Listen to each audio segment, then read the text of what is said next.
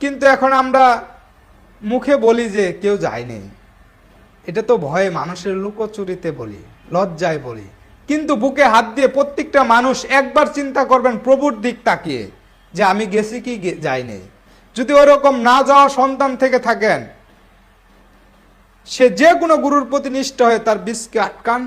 খালি একটু জানবেন কিভাবে আটকাবো, তাই আপনার আর কোনো পরিশ্রম করা লাগবে না, কোনো পাত্রে রাখা লাগবে না, কোনো পাত্রে থুয়ে কাজ করা লাগবে না। আপনি সহজেই সে জ্যোতিময় পর্যন্ত পৌঁছাতে পারেন, আমি রবিউল গ্যারান্টি দেব এবং স্বচক্ষে দেখাই দেব। বাকির দায় নগদ পাওনা কে সারে ভবনে। ওই মইলে বেহেস্ত পাবো, মইলে কি হবে ও সবের চিন্তা না। বাস্তবে সরজমিনে এখান থেকে আমি আত্মার মুক্তি করে যাব। পরবর্তীতে আমি পশু হয়ে আসবো না মানুষ হয়ে আসবো, না এই মানুষের ভিতরে মানুষ হয়ে আসবো, সেটা আমি এখান থেকে বলে যাব। ঠিক তেমনি যারা ক্ষতি করে ফেলছেন তাদের সহধর্মী যুগল পথে আসতে হবে। যুগলকে নিয়েই সেই বীজ সাধনা করতে হবে। বীজ সাধনা করতে পারলেই আপনি বীজ সংগ্রহ করতে পারবেন। আর বীজ সংগ্রহ করলেই রতিমতি জ্যোতিময় মানে স্বয়ং প্রভুর সাথে আপনি দর্শন লাভ করতে পারবেন।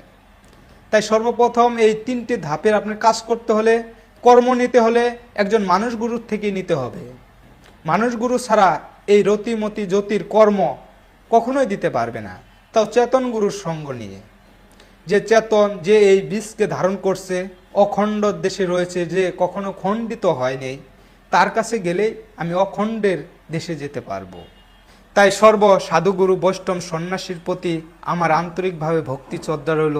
আমার কথায় যদি আপনারা কোনো কষ্ট পেয়ে থাকেন, ভুল ত্রুটি বেদবে অন্যায়কে ক্ষমা করে পরম ঈশ্বরের যে ভালোবাসার ধর্মে আমরা সান্নিধ্য লাভের, সে আমরা যেন আজীবন এই প্রেমময় ধর্মকে জাগ্রত করে বাবা লালন ফকিরের মাধ্যম দিয়ে মানুষ ভজলেই সোনার মানুষ হবে, মানুষ ছাড়া খেপারে তুই মূল হারাবে, এই মানবতা ধর্মে যেন একনিষ্ঠাভাবে কাজ করতে পারি। জয় গুরু আল্লাহ আলিক সাই সাইজিকে তুমি পরমেশ্বর।